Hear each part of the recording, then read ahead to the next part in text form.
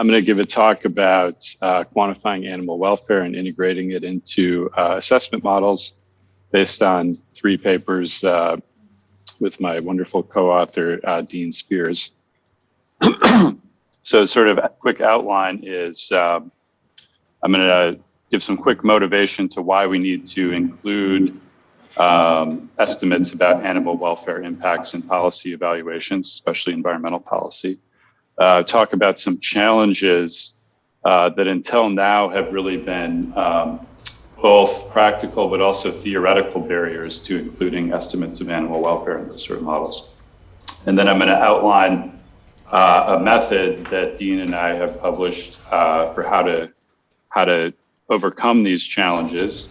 And then I'll talk about some applications, including a sort of as a proof of concept kind of attempt, how we actually did this in the leading climate optimal policy calculation model called DICE, and then I'll talk maybe about some other applications. Move things around on my screen here so I can see what I'm doing. Okay, so human well-being is usually the focus of policy analysis models. Even when we talk about ecosystem services, those are quantified with the goal of measuring their the impacts for human well-being via the ecosystem services.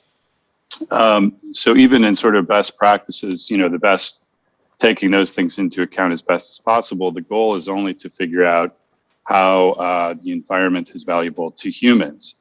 But if you care about well-being, and on almost every view that a philosopher would think is defensible about how we should analyze better and worse policies and better and worse actions, well-being is important, even if we think other things are important too. And if you think well-being is important, as you should, humans aren't the only sentient creatures. Other creatures experience well-being and loss of well-being and suffering. There's lots and lots of birds. If climate change could kill many of them, perhaps already has, but the worst is yet to come. And then there's also the dimension of that that's about how much suffering will be involved in certain sorts of climatic changes. So more generally beyond climate change, ignoring the non-anthropogenic, the beyond human well-being values of policy decisions is sort of like taking a colonialist view of how to make policy decisions where only our privileged group matters and we ignore the well-being of other people. Pretty ethically indefensible if there's a better way of doing it. Okay, so that's the sort of background motivation. Now, there's a challenge to doing this though, because even if we agree that we want to make animal well-being estimates and include them in our modeling, how do we even do that and put it on the same scale as the sort of canonical human well-being impact estimates that we have in these models? So what we want to do is develop a method for doing so, where we come up with a proxy for the well-being capacity of different species. And that's the sort of key thing that allows us to put it on the same scale. Now, in doing this, just to make, in case there's some philosophers in the audience, there's lots of deep philosophical questions that we're not going to try to solve. What we want to do is come up with like a crude, good enough for policy analysis way of making these estimates. So as an analogy, in the sort of, best practices existing anthropocentric policy analysis models, human well-being is measured by highly imperfect proxies. For example, a concave function between income level and what the model says the individual's well-being is, or the representative individual of a group's well-being is. So no one thinks that that's like a deeply philosophically correct way of thinking about the ultimate nature and essence of well-being, or even that it tends to get things right in most individual cases. I think the value is seeing how this sort of very crude proxy for human well-being could at a population level actually be, accurate enough and tractable enough that we can actually make some useful policy analysis, maybe as good as we can do using that sort of proxy. So that's the sort of proxy that's crude, but good enough and very valuable that we want to come up with for animals. Okay, so in a little bit more detail, the thing that we would need to do theoretically is to put everything on the same scale in a social welfare function, something that aggregates the well-being of everything, perhaps taking inequality and other things into account. What we need is not just the estimates of human well-being, but what we want to do is add for each species, that's the S subscript, a measure of the well-being capacity of the average member of that species. That's the U bar subscript S. Because we think theoretically here, if we had that, then we could multiply that sort of, per year well-being capacity, multiply that by the population, multiply that by the number of life years that are happening, and multiply that by some sort of quality of life adjustment that says how much individuals of that species on average are realizing their well-being capacity. That could be really important when we were looking at populations of factory farm, so to speak, animals and other things like that. If we had that information, then we could make estimates of how much well-being is going on in each species, and they would all be in the same units so that we could just sum it all up if we wanted to look at the total utility, or we could apply other sorts of equality favoring social welfare evaluations. Okay. Now, part of the motivation here, let me just back up a second, is that the reason we're focusing on this green term is because if you think about it, the other key terms are things that scientists have already, maybe know or are in a position to know fairly easily, or at least are in a position to work on pretty tractably without some philosophical problem being solved. So, for example, what's the population of different species? What would the population be of different species under different policy choices? That's something scientists can already work on. What would be the number of life years lived or the change in that for average individuals under different policies? And then a more tricky one that's maybe is sort of like tractable, but we're not, don't know all the answers yet is under different choices about animal agriculture or climate change or other policy questions that we care about, what would be the change in the quality of life for average individuals of different species? That's more tricky, but it's at least something that scientists, animal welfare science is working on and has methods to deal with that. But what they don't have is any way of thinking about, how is like a very good year of bird life, how does that compare to like a very good year of human life? That's the key thing that stands in the way of doing this. And that's what this term would answer that question. Okay, so there's going to be many ways of doing this. And in some way, what I'm going to say right now is just supposed to be like a helpful illustration for how you could make this sort of estimate of well-being capacity for different species. So take something that philosophically, ethically, and scientifically we think is going to be very correlated with well-being capacity. For example, what I think is a good one is number of neurons in the forebrain. Not saying that's what well-being is or that that's perfect, but that's something that when we think about our ethical understanding of things and our scientific understanding of things, that's going to be pretty well correlated with well-being capacity. So use that, and that's something that's very empirically measurable for different species. So now that's something that can be practically used. So take that and come up with some, function that using our scientific and ethical thinking comes up with the best mapping between that and well-being capacity that we can reckon. So, and maybe more interestingly, look at a sensitivity test over a range of different ways of thinking about what that connection is going to be that, corresponds to our sort of like range of moral uncertainty about what the plausible range of differences in well-being capacity would be between species. So here's one way of doing it, just as a simple crude example. I'm going to use just neuron counts, even though I think that's not as good as forebrain neuron counts, because neuron counts for different species are already readily available. Just think about that and raise to some exponent and take that as an estimate of the thing that matters for measuring different well-being capacities. Okay, already talked about that.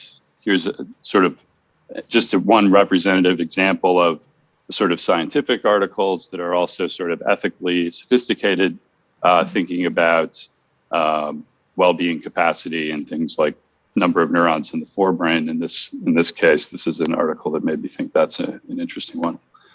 Okay, so to see how this sort of works in practice a little bit more here, if in this function that I described, you set the exponent equal to 1, here's the difference as a sort of fraction of 1 human life year full value.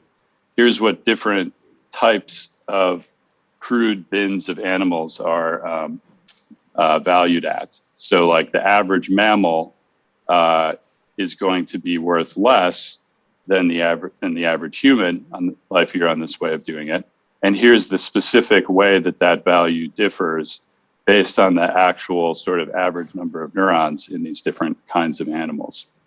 And here I'm just putting animals into these other non-human animals into these 5 crude bins and looking at the average for each of those bins, just because to keep it simple. Now, just as a sort of illustration, how you might do a sensitivity test. So suppose instead that we set the exponent here equal to 2. That's going to give non-human animals less value compared to humans as a function of the same facts about number of neurons. And here's sort of how that comparative difference goes. So this is just, crude illustration of sort of like how you could get a range of valuations of how much well-being capacity there is in different animals per life year for different animals on the same scale, using some method that's looking at some readily empirically measurable thing that we think is correlated with well-being capacity. One thing to think about is like, do you think this is sort of like somewhat defensible? What's coming out of this? That there's going to be some sort of reflective equilibrium thing that we need to do to evaluate any specific proposal here. Okay, so this is just sort of like gives you some idea of how you could take the sort of theoretical thing we started with, the problem that needs to be solved to make progress, and start to make progress on actually doing something that overcomes the barrier to including animal welfare estimates in policy analysis. Okay, so I'll skip over this. Lots of limitations and more importantly, like worries about what I've said so far. Definitely agree with all those. But just to try to move on, since we only have a few more minutes here, let me say a little bit more about and give a sort of proof of concept of how you could actually implement these sort of methods in real, somewhat complex, in the case of these climate policy optimization models, decision-making context.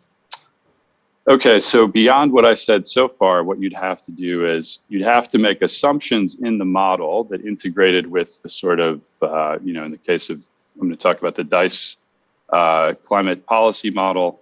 The model looks at as a function of temperature increase in the future, what would economic damages be to humans? So to integrate into that sort of, and then, the more that we pay to mitigate, reduce emissions, the less the temperature increases and the less damage that we have in the future, but the more we have to pay now or in the near term. And so the model solves for sort of the human welfare optimal way of making that policy decision. So if we want to add animal well-being to that sort of model, what additional things do we have to build in there? building on the sort of like basic methodological idea I outlined already, here's what we did. We start with some initial population of these different bins of animal types. And then there's already in the model, there's human population is in there. And then we're going to think about how does that population of animals change as a function of future temperature changes. That's going to give us sort of an animal population dynamic as a feedback to how temperature changes in the future. So what we did is made this assumption about how those numbers would change given 4 degrees of warming, and then we just put a straight line through that, and that's the function that we came up with. This is just a crude, first implementation proof of concept thing. So we're not trying to get it do it in the absolutely scientifically most sophisticated way, but to come up with something that's not outside the range of what reasonable experts would kind of judge as reasonable. That's what we're sort of aiming for. And then the other thing is the other parameter that would be important and is more tricky to make estimates about is, as a function of future temperature increase, how much is the quality of life relative to its capacity for well-being? How much is the quality of life of different species going to change under higher temperatures? And so this one is a sort of less scientific numbers here, but are sort of derived from talking to people who seem to know more about, ecologists who know more about different kinds of animals than the authors of this stuff know. And so basically an interesting assumption is that, think about this, well, just to see how the dynamics are going to play out differently. For insects, higher temperatures might lead to more insects. For larger the animals, higher temperatures might lead to less of those animals. And somewhat similarly, again, very crudely, but the flourishing of the average insect is not going to be harmed perhaps much at all by higher temperatures, but the flourishing of larger or different animals, including birds and other things, might be. So these are the numbers that we actually plugged into the modeling. Okay, so just to quickly try to give you some results of what happens when we implement this. So the first line here, this is what the straight out of the box DICE model without any changes, what it says. It says the optimal peak temperature rise is going to be 3.2 degrees, and we should fully decarbonize in 2115. That's the best way of making the trade-off between the cost of mitigation in the near term and climate damages in the far term, just caring about human welfare. So when we add animal welfare in these subsequent 2 rows, here's the first case we'll consider, where we set this exponent equal to 1, and we include insects in the calculation. Because insects have neurons, so the setup assumes that they can experience well-being, albeit they have fewer neurons, so the formula says their well-being capacity is much less than animals.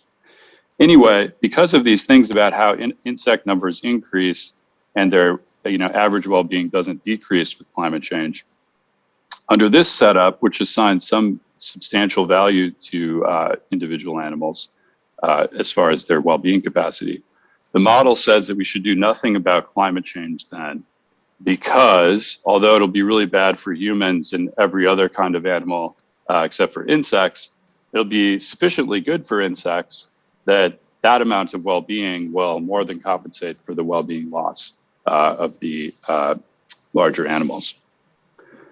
Now, so that shows sort of how insects, if we reckon that they have some amount of well-being capacity at all, there's going to be sort of a repugnant conclusion possibility with them in actual policy analysis where, as the case of climate change sort of illustrates, given some possible assumptions, they could just dominate things and maybe we should do nothing about climate change because of the consequences for insects. Now, interestingly, even when you keep insects in the model and all the same assumptions, if you change this ethical parameter describing the connection between neuron count and well-being capacity so that basically insects, although we know they have the number of neurons they do, we think that doesn't generate very much well-being capacity at all. a much lower number with 2 than with 1. Even with insects in there, now the insects sort of only equally weigh out the other animals. And so there's no real change from the central Nordhaus case with this set of assumptions here. Okay, so interesting dynamics sort of illustrated there. Now, here's another case, this row down here, second from the bottom. If you now assume that just take insects out of it, just hard code that they have 0 well-being capacity and leave everything else about the model, including animal welfare, the same, and put the parameter 1 in there, which again says that other animals have significant capacity for well-being. Then the model says we really should decarbonize 65 years faster, and the optimal carbon price in the near term is much, much higher, and we should keep peak temperature rise below 2 degrees. That's what's optimal, taking animal welfare into account in this particular way. So what we're seeing is that, you know, just like thinking about climate policy for humans, there's a lot of difficult ethical parameters that need to be set, and what policy is optimal is going to be importantly sensitive to those. Similarly with taking animal welfare into account.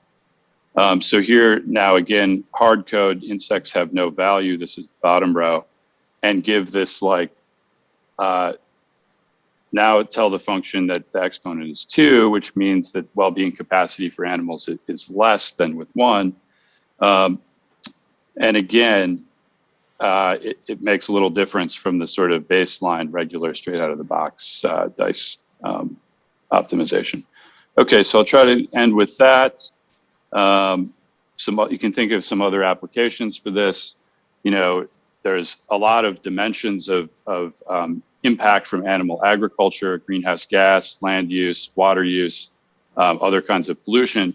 But one important one is the harm to the animals themselves. And if you wanted to quantify that for different food products like beef versus pork, that's an important one actually in thinking about climate policy and other sorts of big policy decisions. You'd really need some sort of method, perhaps the one that, something like the one that we suggested, or some other method that would accomplish the same thing if you really wanted to do a fully systematic analysis of how to think about how the harm to cows compares to the harm to pigs from different animal agriculture. Okay, thanks very much.